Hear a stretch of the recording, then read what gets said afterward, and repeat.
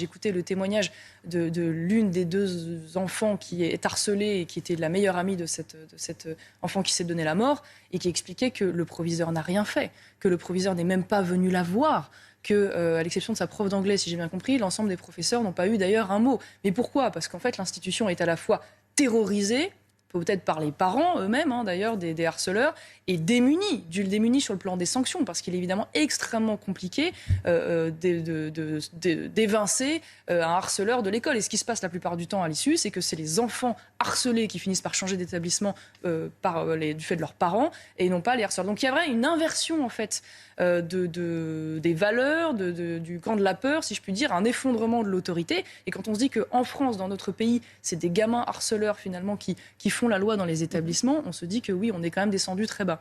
Effectivement, et là on est sur un problème de violence entre jeunes femmes, en l'occurrence. Oui, et puis derrière, manifestement, à la fois d'enfants, de jeunes mineurs et d'adultes qui ne craignent plus la sanction d'aucune sorte, parce qu'elle ne vient jamais. Et là, c'est la réponse plus largement de la réponse pénale dans notre pays. Et une fois de plus, le gouvernement n'est pas au rendez-vous. Gabriel Attal a proposé et présenté hier son plan de lutte contre la fraude sociale. Quelques semaines auparavant, c'était la fraude fiscale. Ça va dans le bon sens? C'est ce que vous dénonciez depuis longtemps, la fraude sociale, alors les abus à la fraude sociale? Petit rappel, parce qu'on est face à un vrai sujet de société. Pour les estimations plus basses, entre 7 et 8 milliards. Pour les estimations les plus hautes, 50 milliards, d'après le magistrat Charles Prats, qui est spécialiste du sujet. Donc on attend quand même une vraie réponse structurelle. Alors, au-delà de la fusion éventuelle, on n'en a pas encore vu le bout, mais de la carte d'identité, de la carte vitale, qui pour le coup va dans le bon sens, objectivement, on ne peut être que déçu par rapport aux autres annonces. On nous explique qu'on va passer de 6 à 9 mois pour les conditions de résidence pour pouvoir bénéficier des allocations. C'est quand même très loin de ce qui est attendu, sans garantie d'ailleurs de contrôle supplémentaire. Je vous le dis, moi, à titre personnel, j'aurais préféré qu'on réserve les prestations sociales non contributives, c'est-à-dire celles qui ne nécessitent pas de cotiser par le travail, aux personnes de nationalité française. On n'a rien, évidemment, sur l'aide médicale d'État concernant les clandestins, là où il faudrait la supprimer. Pardon ? Par lâcheté, manque de courage, par politiquement correct, par le fait qu'on oublie trop souvent quand même qu'une grande partie de la majorité d'Emmanuel Macron est composée par des gens de gauche, qui j'imagine ne veulent pas en entendre parler. Je vous cite un autre exemple. On a à peu près 1 million de retraités à l'étranger qui touchent donc une retraite de la part de la France. 300 000 en Algérie. Il va y avoir des contrôles. Et on nous explique qu'on va peut-être en effet accélérer les contrôles à partir de 85 ans. Pourquoi à partir de 85 ans ? Aujourd'hui, il y a à peu près un contrôle sur 2500 dossiers, donc on est très loin du compte. Et quand on voit les moyens qui sont mis à disposition, on ne peut être que perplexe face à ce qui est proposé. Donc maintenant, plus largement, j'aurais envie de vous dire que cette proposition ne manque pas de sel à un moment donné, où on découvre que le ministre des Affaires étrangères de Mayotte, non pas de Mayotte, pardon, des Comores, attendez, le lapsus, mais vous allez comprendre pourquoi je fais le lapsus, a fraudé donc la France de près de 200 000 euros d'allocations sociales. En parallèle de ça, je rappelle quand même que ce gouvernement, en se faisant passer pour un Mahorais justement, je rappelle qu'en parallèle, ce gouvernement revendique un territoire français, insulte la France, refuse de reprendre les fameux clandestins des Comores qui débarquent en masse. Il y a un accord qui a été passé avec Gérald Darmanin sur Mayotte. Et la France ne réagit pas. Une fois de plus, la France ne réagit pas alors que La France négocie avec les Comores pour qu'ils reprennent le ressortissant. Non mais d'accord, mais pardon, il négocie quand on peut quand même rappeler que 15% du PIB des Comores vient du transfert d'argent venu de la France. On se dit quand même que la France aurait des moyens de pression non négligeables pour se faire respecter. Et une fois de plus, lutter contre la fraude, c'est d'abord une valeur d'exemple. Et quand on voit ce genre de choses, on se dit qu'il ne faut pas s'étonner derrière qu'on soit face à une fraude aussi massive. Vous êtes montrée assez cinglante avec les propositions de loi des Républicains sur l'immigration. Vous dites, oui, pourquoi ne l'ont-ils pas fait quand ils étaient au pouvoir ? C'était il y a plus de 10 ans, on le rappelle.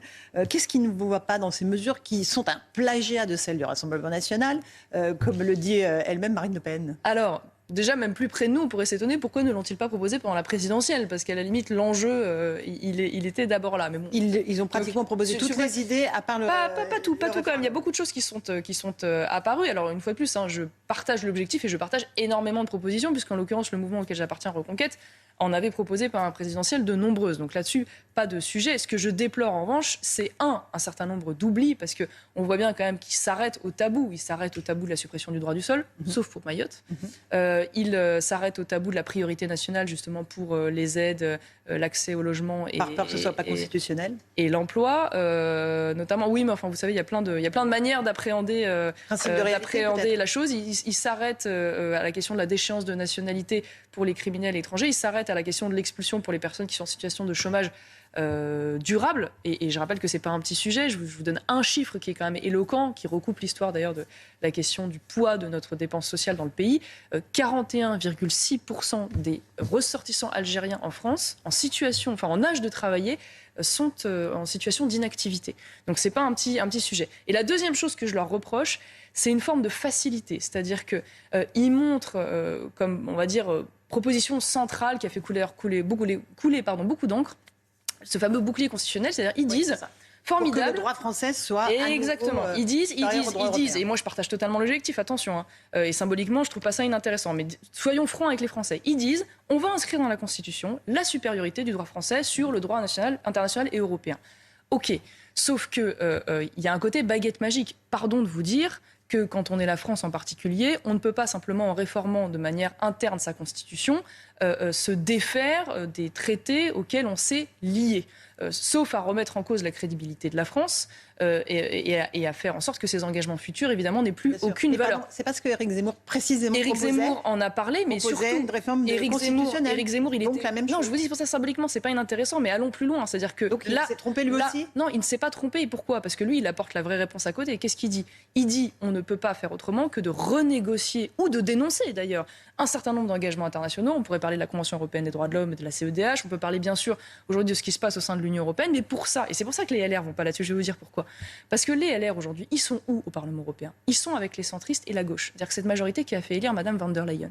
Or, pour espérer faire aboutir demain une renégociation, notamment sur la question migratoire, il faut s'allier avec des pays qui sont de plus en plus nombreux, on y reviendra, à vouloir limiter l'immigration en Europe et dans leur pays. Je pense à la Hongrie, je pense à la Finlande, je pense au Danemark, je pense à l'Italie, bien sûr. Le Danemark ne nous a pas attendu, a déjà mis en place. Exactement, eux, ils avaient un statut dérogatoire. Mais ce que je veux dire, c'est qu'il y a une volonté de plus en plus forte. Mais pour ça, en effet, il faudrait que le gouvernement passe plus de temps à créer des coalitions et à sortir de l'impasse du couple franco-allemand plutôt que d'insulter nos voisins comme ils l'ont fait avec l'Italie. Un petit mot de l'Europe, parce qu'effectivement, on assiste à une victoire des droites aux élections locales, notamment en Espagne. Il y a le Premier ministre Pedro Sánchez organise des législatives pour clarifier la situation. C'est un peu la droitisation de l'Europe qui est en marche. Il y a une trajectoire assez phénoménale. On parle d'un pays qui, en effet, depuis de nombreuses années, penchait plutôt vers la gauche. Victoire donc spectaculaire au niveau local de la droite. Arrivée aussi en force du troisième parti, donc Vox, qui fait partie du groupe des conservateurs. 7,19%. Proche, très intéressant, mais qui est rentré partout, modeste. Qui a des députés quand même, qui a doublé son score en quelques années. Mais ce que vous voyez en Espagne se passe dans de très nombreux pays européens. Donc qu'est-ce que ça dit ? Ça dit qu'il y a un enjeu majeur aux futures européennes. Et c'est là, d'ailleurs, où nous sommes particulièrement attentifs. Vous serez tête de liste ?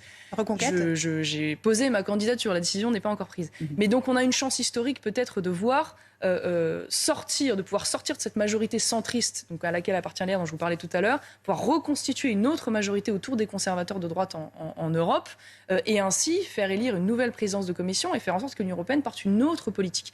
Et donc, c'est vrai que c'est en cela que c'est très intéressant. Et l'autre leçon, c'est de constater, alors en Espagne, on va voir quelle forme ça prend, mais c'est de voir que bien souvent, ces pays arrivent à mettre en place des majorités de droite parce qu'ils font des coalitions à droite. Et donc ça pourrait être aussi... Donc c'est la fameuse union des droites dont vous rêvez depuis des années, qui ne se fait pas. Nous espérons, parce que ni avec le RN, ni avec les LR. C'est manifestement le chemin qui permet en fait à tous ces pays, en effet, de voir des majorités de droite arriver aux affaires. En tout cas, il s'agit pour vous d'être une force d'appoint pour pouvoir former des coalitions.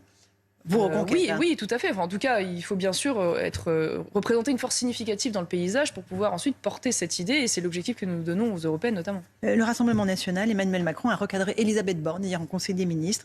Elle avait, quelques jours auparavant, estimé que le Rassemblement national était un parti héritier de Pétain. Lui a estimé qu'on ne combat pas l'extrême droite avec des arguments moraux. Il dit « Vous n'arriverez pas à faire croire à des millions de Français qui ont voté pour Marine Le Pen qu'ils sont des fascistes ».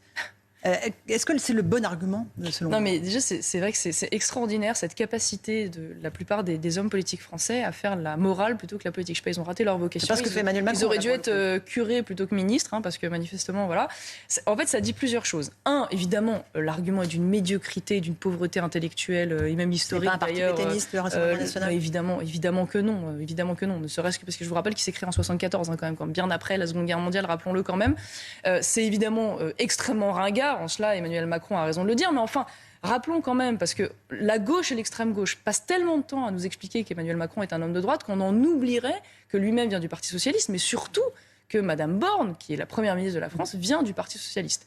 Une partie significative de ses troupes viennent de la gauche. Donc on ne s'étonne pas de voir ce genre de réflexe qui leur est habituel revenir sur le devant de la scène. Maintenant, ce qui est regrettable dans la réaction d'Emmanuel Macron, c'est qu'il dit finalement stratégiquement c'est pas efficace, et indéniablement il a raison. Enfin, je veux dire, c'est absolument grotesque, mais pour autant il ne conteste pas le fond, et en cela il participe quand même de l'insulte de ces millions de Français. Il dit il faut décrédibiliser le RN par le fond, par les incohérences, par le concret, plutôt que par les postures morales, le mot des années 90. De manière générale, là où, pour le coup, il a raison, c'est faisons de la politique. Ça veut dire, est-ce que ce gouvernement a si peu de choses à dire qu'il n'est pas capable d'aller avoir un débat sur le fond, sur les propositions, sur la faisabilité des propositions?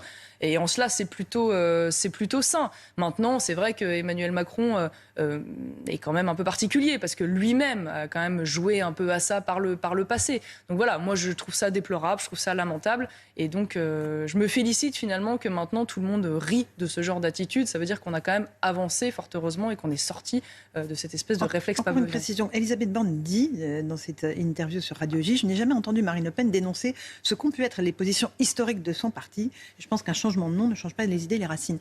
Marine Le Pen n'a jamais dénoncé ces idées que lui attribue Elisabeth Borne. Alors déjà, il faut savoir exactement de quoi on parle, parce que c'est toujours pareil. Quand on parle du Rassemblement national, il y a une fois de plus, il n'y a pas de lien entre le pétainisme et le Rassemblement national, même si je ne suis pas là pour être l'avocate du Rassemblement national, mais j'aime bien être juste quand même intellectuellement. Et en l'occurrence, Marine Le Pen, à de nombreuses reprises, a été très claire, me semble-t-il, quand même, sur le passé du Front National, dont elle ne partageait pas toujours, finalement, pas toujours de la sympathie pour une partie des gens qui ont pu en faire partie. Mais c'est toujours pareil, je crois que ça me semble être un mauvais procès que de vouloir diaboliser à travers ce parti les idées qu'il représente ou qu'il a pu représenter. Voilà. Et je vois bien que nous, à Reconquête, nous avons subi le même procès durant les élections présidentielles. Ça continue malgré tout d'être un réflexe de la gauche pour pouvoir décrédibiliser l'adversaire sur le plan moral et se dispenser d'aller sur le fond. Donc ce que je constate quand même, c'est qu'aujourd'hui, même le président convient que ça ne marche pas. Donc ça veut dire qu'on a quand même avancé, qu'il y a eu une victoire intellectuelle de ce point de vue-là. Un tout dernier mot concernant la réforme des retraites. Il y a à nouveau un tour de chauffe à l'Assemblée nationale avec l'examen de la proposition de loi Lyotte pour abroger cette réforme des retraites. Est-ce qu'il faut qu'on puisse voter, que le Parlement puisse voter, en tout cas, sur ce texte? En fait, je vais vous dire, sans revenir sur le fond de la réforme des retraites, parce qu'on n'aura pas le temps, me semble-t-il, c'est que ça en dit quand même long sur la fragilité de ce gouvernement. De voir un gouvernement paniquer à ce point sur un vote de l'Assemblée nationale, ça veut bien dire qu'ils n'ont plus les rênes et qu'ils n'ont plus la main. Ce qui signifie quand même qu'on va avoir un quinquennat, une fin de quinquennat qui va être extrêmement laborieuse, où ce sera quand même compliqué de faire passer des grandes réformes pourtant attendues par la France. Et donc c'est dans ce moment-là qu'on se dit, mais pourquoi Emmanuel Macron se refuse-t-il, une fois de plus, à aller directement chercher sa majorité auprès des Français? C'est-à-dire notamment dissolution ou référendum? Référendum, notamment. Puisque dissolution, il faut d'abord qu'on arrive à une véritable impasse institutionnelle, ce qui n'est pas encore tout à fait le cas.